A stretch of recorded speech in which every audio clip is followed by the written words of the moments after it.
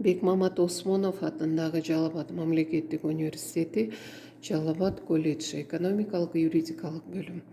Билим берүү мекемесинин экономикасы предметинин окутуучусу Чекиркөзова Гүлбара Адамбаевна. Саламатсыңарбы балдар? Ишкердик деген сөздөрдү угуп эле жүрөбүз. Ал тургай ийгиликтүү ишкерлерге суктанып көз артып да жүрөбүз. Ишкер деген ким? Кандай ишмердүүлүктү ишкердик деп атоого болот? Бүгүнкү сабагыбыз ушул туурасында болмокчу. Сабактын темасы ишкердиктин мааниси, түрү жана формалары. Лекциялык сабак. Сабактын максаты. Бүгүнкү сабагыбыздын алкагында балдар ишкердик, ишкер, бизнес сөздөрүнүн маанисин түшүнөсүңөр. Ишкердикти уюштуруунун түрү, формалары тууралуу маалымат аласыңар. Ишкер кандай инсандык сапаттарга ээ болуусу керек деген суроолорго жооп аласыңар. Анда эмесе баштайлы. Тарыхый тактама балдар. Ишкер жана ишкердик терминдерин 17-кылымдын аягында, 18-кылымдын башында жашаган англиялык экономист Ричард Кантильон колдонууга киргизген. Ишкердик сөзүн аныктама берип алалы. Жарандардын жана кооперациялардын товарларды өндүрүү, реализациялоо, кызмат көрсөтүү, мүлктү колдонуу аркылуу киреше алууга багытталган тобокелдүү, мыйзамга ылайык келген, инновациялык багыттагы өз алдынча ишмердүүлүгү. Товармандык, орусчасы предприимчивость балдар. Бул ар кандай татаал жагдайда жол таба билүү, жоктон бар кыла билүү жөндөмү. Ошондой эле демилгелүү, ыкчам, иштиктүү, эпчил жүрүм-турум десек да болот. Ишкер коомдун муктаждыктарын канааттандыруу аркылуу пайда көрүү үчүн товар өндүрүүнү жана кызмат көрсөтүүнү уюштуруп, өз ишин негиздеген адам. Бизнес жеке бир адамдын же адамдардын товарларды өндүрүүгө, сатууга жана кызмат көрсөтүүгө байланыштуу ишмердүүлүгү.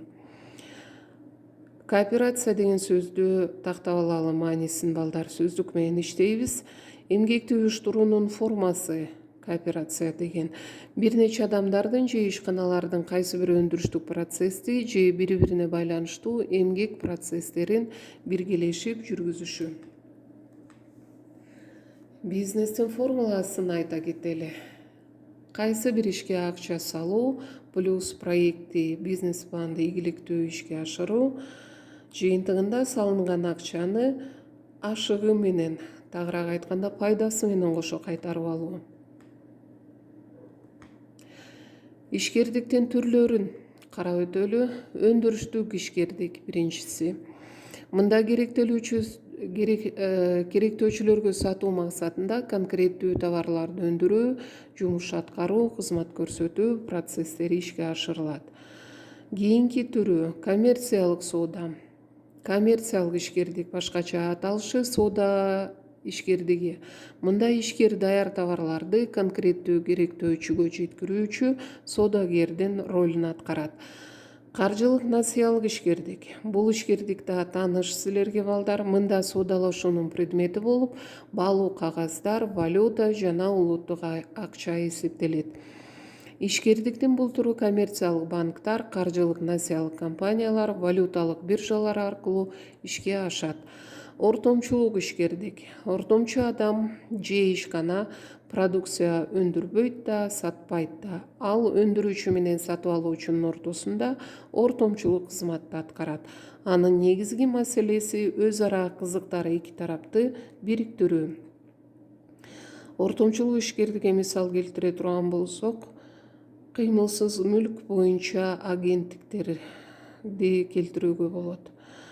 Камсыздоо ишкердиги. Камсыздоо уюмдары мыйзам жана келишим боюнча камсыздалуучу адам мүлкүнөн, ден соолугунан жана башкаларынан айрылган учурда тарткан зыянын төлөп берүүгө кепилдик берет. Ишкердиктин бул түрү эң эле тобокелдүү болуп эсептелет. Ишкердикти уюштуруунун формаларын карап өтөлү балдар. Жеке ишкердик биринчи формасы, шериктештик, үчүнчү формасы корпорация. Ушулардын ар бирине токтолуп өтөлү. Жеке ишкердик. ээси жеке адам же бир үй бүлө болгон ишкана. Мында менчик ээсинин да ишкердин да функциясын бир субъект аткарат. Кирешени ал өзү же үй бүлө мүчөлөрү менен биргеликте алат жана бөлүштүрөт. Ошондой эле тобокелчиликти жана чектелбеген мүлктүк жоопкерчиликти да өз мойнуна алат. Мындай ишкана юридикалык жак болуп эсептелбейт. Шериктештик туурасында айта турган болсок, эки ишкердин ортосунда биргелешип кызматташуу боюнча жазуу же ооз-эки түрүндө келишим түзүлөт. Шериктештик бири-бирине ишенүүнүн, бири-бирин сыйлоонун негизинде жүргүзүлөт. Эки ишкердин ортосунда ар кандай кызматташуу болушу мүмкүн. Мисал келтирсек, стратегиялык, тактикалык, аргасыз, чектелүү же толук атаандаштык же атаандаштык эмес. Корпорация үчүнчү формасы ишмердүүлүктү координациялоо, жалпы коммерциялык кызыкчылыктарды коргоо, капиталдын натыйжалуулугун жогорулатуу максатында ар кандай укуктук формадагы ишканалар биригип, ассоциацияларды, концерндерди, тармак аралык жана аймактык бирикмелерди түзүшөт. Мындай фирмалар юридикалык жак болуп кала беришет жана өз алдынчалыгын жоготушпайт. Ишкердикти баштоодогу кадамдарды айтып өтөлү балдар. Биринчи кадам — ишкердик идея, башкача аталышы бизнестик идея.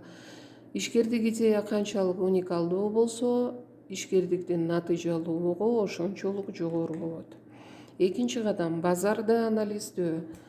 Өндүрүлгөн продукцияны же көрсөтүлүүчү кызматты кайсы базарга жайгаштыра турган болсок, ошол базарды анализдөө керек. Үчүнчү кадам — ишкердикти пландаштыруу. Мында бизнес план түзүлөт бул кадамда. Төртүнчү кадам — ишкердикке акча издөө. Бешинчи кадам — ишкердикти каттоодон өткөрүү. Алтынчы кадам — салык жана отчеттуулук. Ишкердин инсандык сапаттары менен таанышалы балдар. Ийгиликке умтулуу, өжөрдүү эмгекчилдик, демилгечилдик, аткара турган ишин аныктай билүү жана адаттан сырткары чечимдерди таба билүү, чечкиндүүлүк, башкача айтканда тобокелге сала билүү, бир аз авантюризм, ошол эле учурда жагдайга реалдуу баа бере билүү керек. Өз алдынчалык, бекем моралдык принциптерге ээ болуу да зарыл. Мисал келтирсек, чынчылдык, сөзгө бекемдик, адамгерчилик, пунктуалдуулук жана башкалар. Күнүмдүк жашоодо аскеттик, үнөмдүүлүк, башкара билүү, өзүн жана башкаларды уюштура билүү. Эрудит болуу, башкача айтканда көп тармактуу билимге ээ болуу, ал билимдерди өмүр бою толуктоого жөндөмдүү болуу. Жоомарт болуу, башкаларга жардам берүүгө жөндөмдүү болуу, башкача айтканда меценат, демөөрчү, кайрымдуу болуу керек. Меценат, демөөрчүлүк, кайрымдуулук — бул сөздөр эмнени билдирет, мааниси кандай? Бул жерде сөздүк менен иштөөбүз зарыл балдар.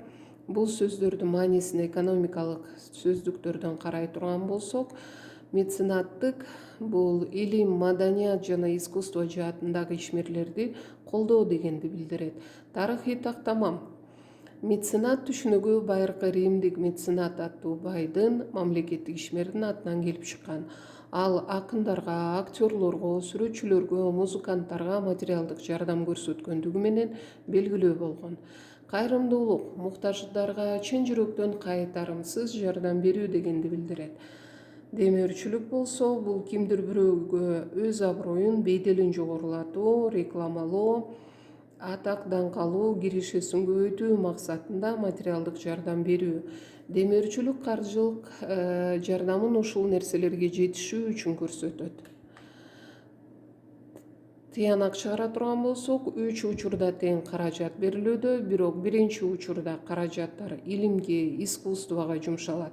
Экинчи учурда болсо чын жүрөктөн кайтарымсыз жардам иретинде берилет.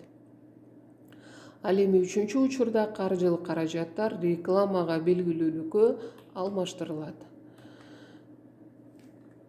Жыйынтыктай турган болсок балдар, ишкердиктин түрлөрүн карап өттүк. 5 түрі бар. Өндіріштік, коммерциялық, қаржылық, насиялық, ортомчулық, қамсыздуу. Ишкердиктин формаларын атап өттүк. Жеке ишкердик, шериктештик, корпорация. Ишкердик баштоодогу кадамдарды да айтып өттүк балдар. Ишкердик идея болуусу зарыл, базарды анализдөө, ишкердикти пландаштыруу, ишкердикке акча издөө, каттоодон өткөрүү, салык жана отчеттуулук. Ошондой эле бизнестин формуласын дагы айтып өттүк. Бизнестин формуласы эсиңерде калган болсо, бул кайсы бир бизнестик идеяга, кайсы бир ишке акча салуу плюс проектти ийгиликтүү ишке ашыруу жыйынтыгында салынган акчаны ашыгы менен, тагыраак айтканда, пайдасы менен кошо кайтарып алуу. Ошентип ишкердик ишмердүүлүк жашоодо ийгиликке жетүүгө, материалдык бакубаттыкка жетишүүгө, чыгармачылык жөндөмдү көрсөтүүгө, өлкөнүн экономикалык өнүгүүсүн тездетүүгө жардам берет балдар. Ушуну менен лекциябыз аягына чыкты. Үй тапшырмасын алгыла балдар. Бул тапшырмалардын жоопторун АВН порталына жүктөп коюңар керек. Мен ошол жактан текшерип алам. Биринчи тапшырма: билим берүү чөйрөсүндө кандай ишкердикти баштоого болот? Силердин бизнестик идеяңар.